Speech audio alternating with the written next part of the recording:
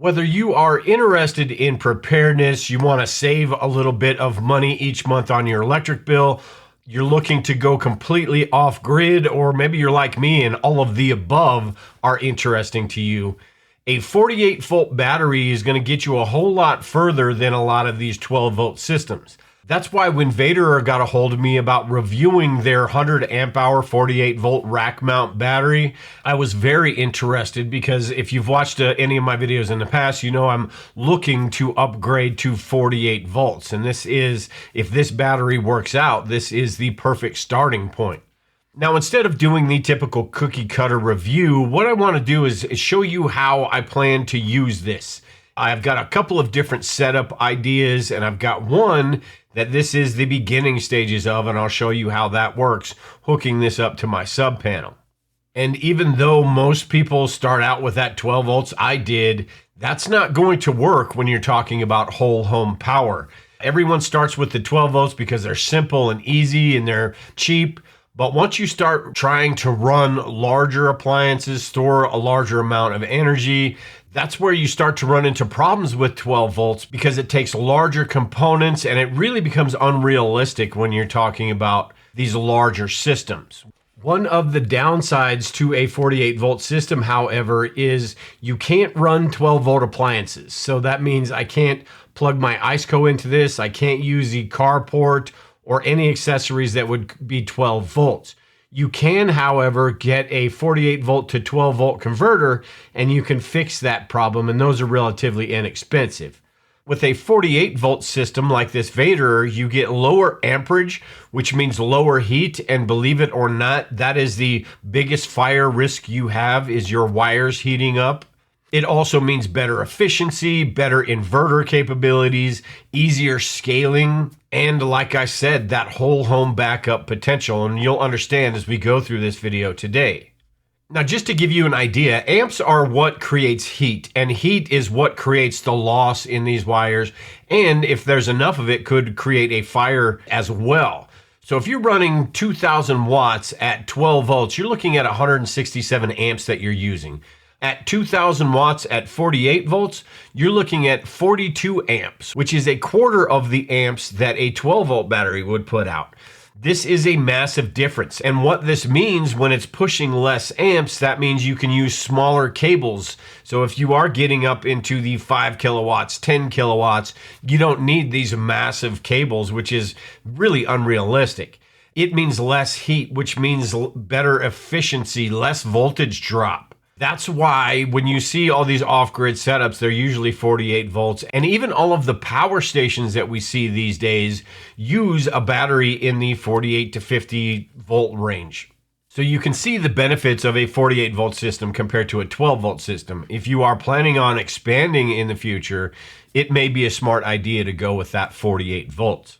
So let's talk about this Vaterer battery real quick, and then we will get into some of the different setups that are possible and some of the testing that I did with this battery and what my plans are in the future for this.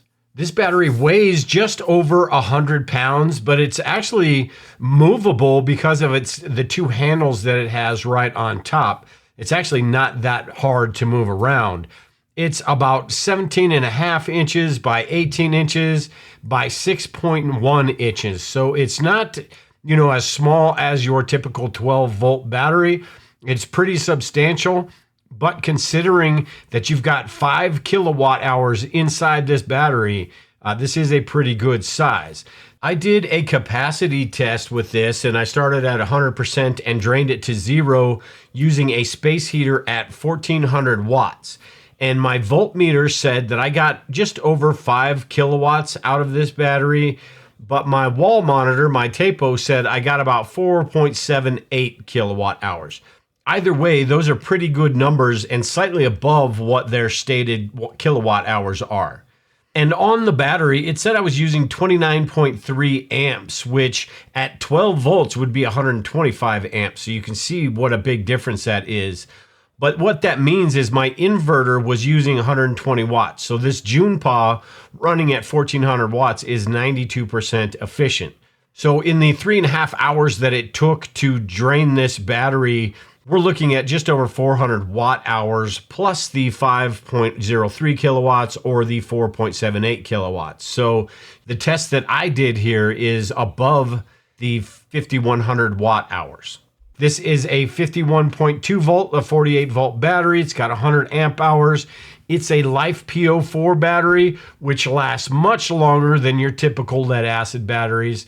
This also comes with two 6-gauge wires that if you want to hook up two batteries together, you can do that. It's got the mounting brackets, which I will show you later in this video, the screws, the Wi-Fi antennas, a lot of the little accessories that you may need depending on what your application is. They state that this battery lasts 5,000 plus life cycles, which means you can run this from full to empty 5,000 times and it will still retain 100% of its capacity. That's well over 10 years. Like I said, this has got 5.12 kilowatts of energy storage. And if you were to add 2, 3, or 4 of these batteries together, you can upgrade this to 51 kilowatts if you've got 10 batteries hooked together. That is an insane amount of power.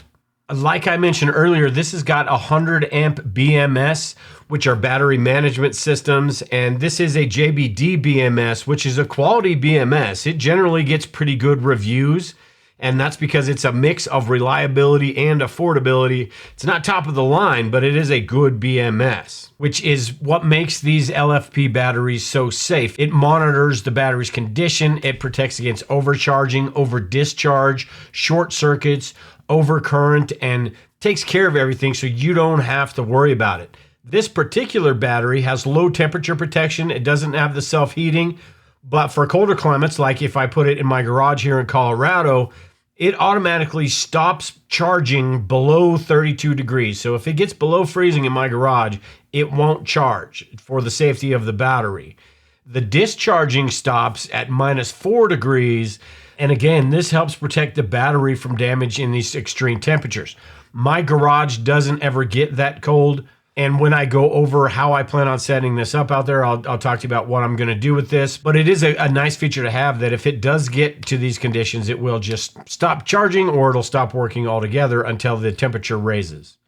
I really like the rack mount style batteries, the LFP batteries like this. Vaterer also sells the battery racks. You can get in 4 or 6 battery options. Like I said, you can go up to 10.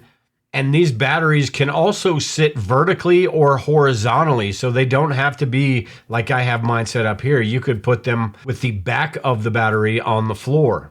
Now on the front of the battery here, you've got 2 positive and 2 negative terminals, which is kind of nice. If you're hooking up more than one battery together, you'd use one of these terminals to hook up the second battery. But I only have one right here, so instead of stacking a lot of different things, my battery monitor, the inverter, the power from the charge controller from my solar, I can put these on 2 different terminals. And because I have the battery monitor on this battery, I only need one of these negative terminals. And I'll show you later on when I show you how this is hooked up. You've also got the communication terminals for if you have different types of monitors, different inverters and things like that. You've got the Wi-Fi antenna, and you've also got the dip switches. If you are putting together 2, 3, or 4 batteries in parallel, you'd want to change these, and the instruction manual goes over how to do that. You've also got the circuit breaker, which is really nice. You can turn this battery off and on anytime you want to. If you are working on it or working on a component in the system, it's really nice to have the circuit breaker right there on the battery. And then you've got the display screen, which has got a few different screens, and it'll tell you the voltages of all the different cells. It'll tell you how many amps are going in or coming out of the battery. A lot of really important information. You can set the timeout on this, so you can leave it to set it to stay on for 5 to 10 minutes if you're doing things, or just shut off at 30 seconds. You can also just touch the screen and it'll turn back on. Now this monitor right here basically has the same features as the app. The app is nice though, especially with the Wi-Fi feature. The app is nice because you don't have to be right next to the battery to get this information. Bluetooth is great, but it only goes out to about 15 or 20 feet depending on the how good the Bluetooth is in the battery or the charge controller that you're using. But Wi-Fi, you can be in a completely different part of the home. You can have this battery set up in your garage, and you can be in the living room and check the status right from there. So the Wi-Fi feature is really nice on this. But the touchscreen here and the app both do about the same things. The app is also nice if you need to upgrade the firmware. When I installed the app on this, I didn't need to upgrade the firmware, but in the future, you may need to. And so far, I'm pretty pleased with how this battery has been working. It seems like a very nice battery. It's really constructed well, and during my testing, I haven't noticed any issues whatsoever. So what I want to do is show you a couple different setups that I have that I've tried out and what I plan to do in the future. And when you compare this to the typical prepper systems, whether you're talking about the power stations or the DIY setups, your power stations like the Anker power station, the really large, or the EcoFlow Delta Pro 3, those are like $2,500 and they output around 4,000 watt hours, where this battery outputs just over 5,000 watt hours. Now, you don't have the ability for 240 and all the things that the EcoFlow can put out, but you can get an inverter that is a split phase inverter that will put that out, and it costs about around the same. Where the advantage comes in is upgrading, and the more kilowatts that you're able to generate, the more power that you need, the cheaper it's going to be, and these power stations just aren't going to do that. You've got DIY solar generators like the couple that I've made, the 12 volt systems. I've got a battery box I did that's got a 300 amp hour battery in it. This is basically pretty comparable to that EcoFlow or the Anker, other than the ability to output 240 volts. You've got the setup that I have in my garage, which is another 12 volt system with a 300 amp hour battery. And this is just to power some things in the garage at this point. But in the future, this is where I plan on using this 48 volt Vaterer and probably another one as well. So you can see that it compares to some of the larger power stations, and the 12 volt systems just really aren't even in the same category as this as far as how much power you're going to need. If I were to try to push 5,000 watts through my garage setup or even my battery box setup, I would need wires that are probably 3 times as fat as the ones that are in there right now just to push those amps through.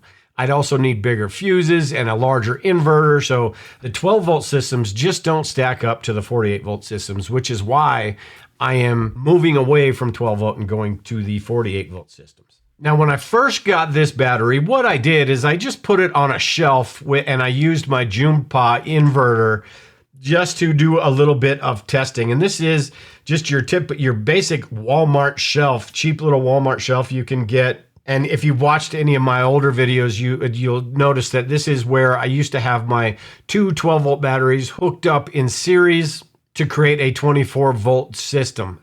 But what I did was just took those two batteries off here. I left the charge controller and the battery monitor hooked up. What you have to do, and I'll start with the solar coming from the outside. I've got solar coming in. It's an SB50 Anderson port that goes to a Victron 100 volt 20 amp charge controller. The power from the battery positive goes to that port in the Victron charge controller. And then because this battery's got a battery monitor on it, the battery negative goes to this battery monitor and everything feeds out from this battery monitor. So basically a battery monitor turns into your new negative terminal unless you have bus bars. So from the battery monitor, it goes out to the charge controller. And now the charge controller can feed the battery when you have solar power. To hook up the inverter, you take the positive of the inverter and connect it to the positive of the battery. And again, because this one has a battery monitor, you take the negative of the inverter and hook it up to the load outside of the battery monitor. And then the system is completely set up. You've got AC power and you've got solar power. This is a nice little setup if you want to put it in a bedroom or even a garage, somewhere like that, and you don't want to spend a whole lot of money, although their racks are only about $100, but I think this one was like $20, $25. But this is a nice, easy way to set a system up quickly and easily. The way that I have it set up now, though, is the semi-permanent testing setup. I want to see how this battery works over the next year before I put it in my garage. But this is pretty simple to do, and this may be the type of setup you want. And all you need to do with this is buy the server rack and put this battery on the very bottom of that server rack. And this is really easy to install. The side mounts just go on the battery with the 6 screws. And then there are 2 screws or 2 bolts that go on the front of the rack that fasten these in. And then you just stack a battery on top of this if you wanted to add another one. For this right now, what I did was just use the setup that I already made a while back for my other shelf. And I just use that because it's got the charge controller, everything's wired, the battery monitor and all those things. So I just went ahead and used this. But I did add a couple of side panels to help me. Well, like on one side, I mounted the fuse on there. And on the other side, it just made it look nice and neat. And it also, I was able to screw in the components that I have, this little setup that I have, so it doesn't move around when I plug and unplug the solar. And I just fastened these with zip ties because I don't want to ruin, I didn't want to put any more holes in this rack system because I do plan on using it in the future. So zip ties worked really well and it's really easy to do. I also put a top on this. And what I did with this, since the rack mount system doesn't have a top portion, I just used a router to cut small holes about 1/4 of an inch deep, maybe even less than that, into these wood. So the wood would sit on the server rack and not move around and slide around. I didn't drill any holes or anything to mount this permanently or glue it, anything like that. I just put it on there because this is a semi-temporary solution. Then I painted everything black to make it look nice. And that's basically it for this setup. I've got a place on top to put the inverter. You could build a shelf below where the wood panels on the sides are and make the shelf there, or make a couple shelves, but a really, really simple setup, and you can do what you want with it. And like I said, I'm going to test this out over the next year or so and then get another one of these Vaterer rack mount batteries and a split phase inverter and move this out to my garage. With that split phase inverter, I can get a cord that goes from that split phase inverter to my 50 amp outlet port, and I can power my sub panel. And with 200 amps from both batteries, it's plenty juice to power my well pump and anything else I would need to in that sub panel. Now, this isn't a self-heating battery, but like I said earlier, my garage rarely gets below freezing. It would have to be -10, -20 degrees outside. And even then, the lowest it gets down is 25 degrees or so. So what I'll have to do, there are a couple of different options. You've got, heating mats you can get. I can build an insulated cabinet, a few different things I could do to make sure that this battery stays above that 32 degrees. I've also got a diesel heater in my garage. Worst case scenario, I run this, and this will increase the temperature in my garage about 5 to 10 degrees. And because this is a 48 volt system that I plan on hooking up to the sub panel, I will still probably keep my 12 volt battery outside because that runs, my IceCo DC refrigerator and a few other smaller appliances in the garage. But all in all, I'm really pleased with this battery right here. It seems like a really nice battery. I'll be using it over the next year or so, and then I will be doing a video on the complete setup that I'm doing. And hopefully I explained today why a 48 volt system and maybe even a 24 volt system is much better than those 12 volt systems, and it really just depends on your needs. If you do have any questions or anything I didn't answer in this video, make sure and leave a comment in the comment section below. Everything I talked about here today, I'll put the links in the description below as well. And make sure and subscribe to the channel, and you'll get notified when I do that video in the future, or other videos where I test out inverters and batteries and power stations. But with that, take care and prepare, everyone. We will talk to you all later.